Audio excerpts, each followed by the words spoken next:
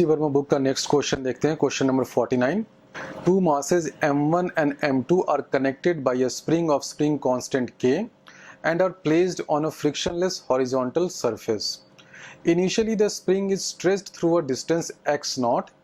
When the system is released from rest, find the distance moved by the two masses before they again come to rest.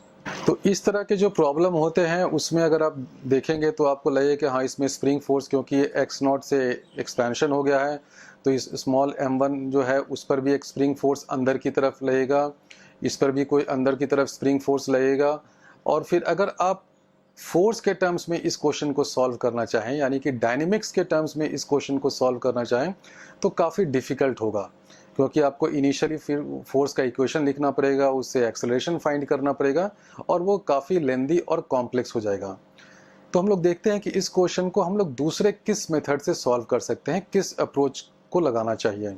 System है इस question में जो दे रखा है m1 और m2 का, इस सिस्टम की खासियत क्या है कि ठीक है इस पे स्प्रिंग फोर्स तो लग रहा है, क्योंकि इनिशियली ही इस पर क्या हो गया, एक एलोंगेशन हो गया है डिस्टेंस x नॉट से।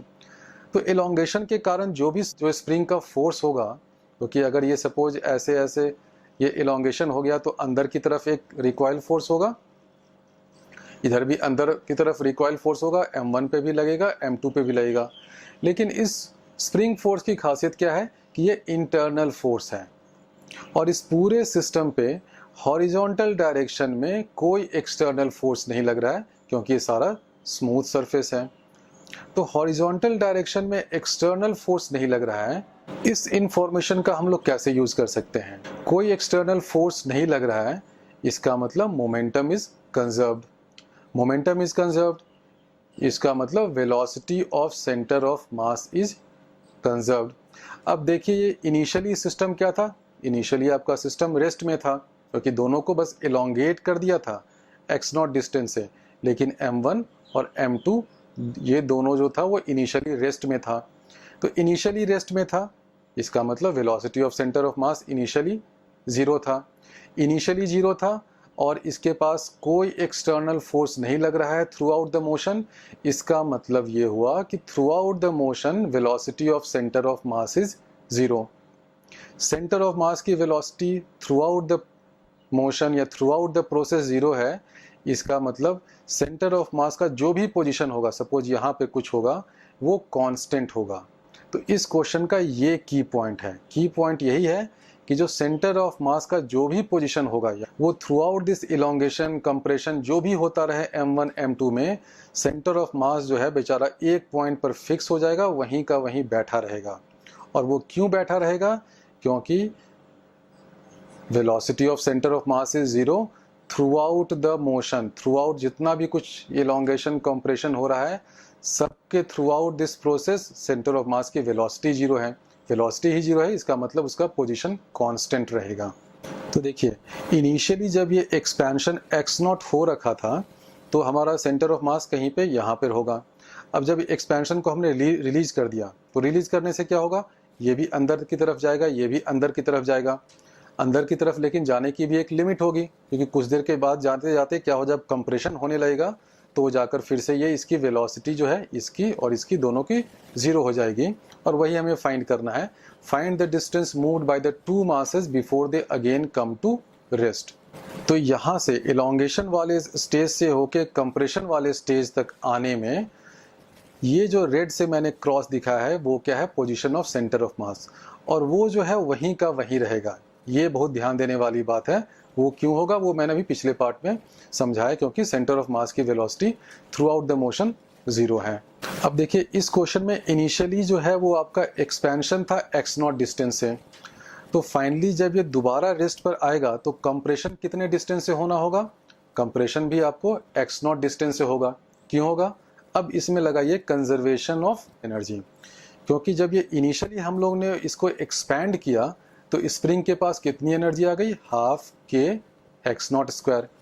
अब जब ये फाइनली आकर रेस्ट पे दोबारा जब आ रहा है तो काइनेटिक एनर्जी तो यहाँ भी जीरो था, क्योंकि जब इनिशियली जब मोशन स्टार्ट हुआ था तो दोनों m1 और m2 रेस्ट पे थे। फाइनली जब ये सेकेंड टाइम रेस्ट पर आ रहे हैं तो क्या है, उस टाइम भी काइनेटिक एनर्जी 0 है क्योंकि m1 और m2 रेस्ट पर हैं। लेकिन इस पॉइंट पर क्या है कि कंप्रेशन हो गया है, तो अब कंप्रेशन को कितना होना पड़ेगा, उसको भी x0 होना पड़ेगा, तभी तो ये half K X naught square जो पहले वाला जो स्प्रिंग के पास जो एनर्जी थी, this will be equal to half K X naught square. ये कॉम्प्रेशन के टाइम्स की एनर्जी है, ये एलोंगेशन के टाइम की एनर्जी है। तो इसका मतलब ये हुआ कि जब ये सेकेंड टाइम जब ये रेस्ट में आ रहा है तो ये कॉम्प्रेशन होगा बाय डिस्टेंस एक्स नॉट। जब ये फर्स्ट टाइम जब इनिशियली मोशन स्टार्ट हुआ था उस टाइम क्या था, उस टाइम ये था एलोंगेशन। तो elongation of distance x naught से compression of distance x naught तक का ये मोशन हो रहा है। अब मैं अज्यूम कर लेता हूँ कि दोबारा रेस्ट में आने के टाइम में m1 ने जो है वो x1 डिस्टेंस मूव किया है और m2 ने x2 डिस्टेंस मूव किया है। m1 ने in positive x direction move किया है और m2 ने obviously negative x direction move करेगा, कि तभी तो कंजर्वेशन ऑफ लीनियर मोमेंटम से उसका मोमेंटम कंजर्व होगा। इनिशियल स्टेज से जब ये सेकेंड टाइम रेस्ट पे आ रहा है तो मैं अज्यूम करता हूँ कि जो m1 है वो x1 डिस्टेंस मूव कर रहा है और m2 जो है वो x2 डिस्टेंस मूव कर रहा है। अब क्योंकि सेंटर ऑफ मास जो ये वाला पॉइंट है इसका पोजीशन कांस्टेंट है, displacement of centre of mass is constant, therefore I can write m1 x1 positive x direction में minus m2 x2 is equal to 0।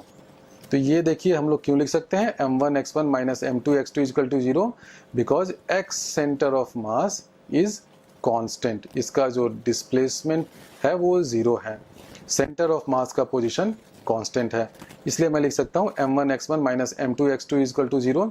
इसी को चाहे तो अब ऐसे भी लिख सकते हैं कि m1 x1 is equal to m2 x2। अब x1 और x2 में दूसरा रिलेशन क्या होगा, वो अब इस चीज से आएगा। इनिशियली जो था मेरा स्प्रिंग वो x0 डिस्टेंस से एलोंगेटेड था, खिंचा हुआ था। फाइनली क्या हो रहा है, वो x0 डिस्टेंस से कंप्रेस हो गया है। इसका मतलब जो इस स्प्रिंग का जो टोटल लेंथ है वो कितने डिस्टेंस से डिक्रीज हुआ। सपोज इस स्प्रिंग का नेचुरल लेंथ 8 सेंटीमीटर है और इनिशियली इसको मैंने 2 सेंटीमीटर से एलोंगेट कर दिया। तो जब ये दोबारा दोनों m1 m2 रेस्ट में आएंगे तो कितना होगा, 2 सेंटीमीटर से उसको कंप्रेस भी होना पड़ेगा। तो टोटल जो इस स्प्रिंग का जो लेंथ है वो कितने से घटा, 2 + 2 4 सेंटीमीटर से। बहुत ही सिंपल कॉन्सेप्ट है। उसी तरह देखिए इनिशियली ये जो स्प्रिंग था वो x0 से एलोंगेटेड था, फाइनली ये x0 से कंप्रेस्ड है। इसका मतलब ये जो स्प्रिंग है उसका लेंथ कितने से डिक्रीज हुआ, 2x0 से। तो स्प्रिंग का लेंथ डिक्रीज हुआ, इसका मतलब वो डिक्रीज कहाँ से आ रहा है, जो ये डिस्टेंस x1 मूव कर रहा है ये वाला, और जो ये डिस्टेंस x2 मूव कर रहा है ये वाला। इसलिए मैं लिख सकता हूँ x1 + x2 is equal to 2x0, क्योंकि जो भी स्प्रिंग में डिक्रीज इन लेंथ हो रहा है वो x1 के कारण है। तो x1 + x2 is equal to 2x0। अब ये बहुत ही आसान है, x1 और x2 मेरे पास 2 अननोन्स हैं, उसमें 2 इक्वेशन आ गया, साइमल्टेनियस इक्वेशन आ गया। इसको सॉल्व करना बहुत ही सिंपल है। आप इसको सॉल्व करेंगे तो x1 और x2 की वैल्यू आ जाएगी। x1 इज इक्वल टू हो जाएगा m2 divided by m1 + m2 into 2x0 और x2 की वैल्यू हो जाएगी m1 divided by m1 + m2 into 2x0। तो इन दोनों इक्वेशन को सॉल्व करना बहुत ही आसान है। उसको सॉल्व करके ये मैंने x1 और x2 की वैल्यू फाइंड कर ली।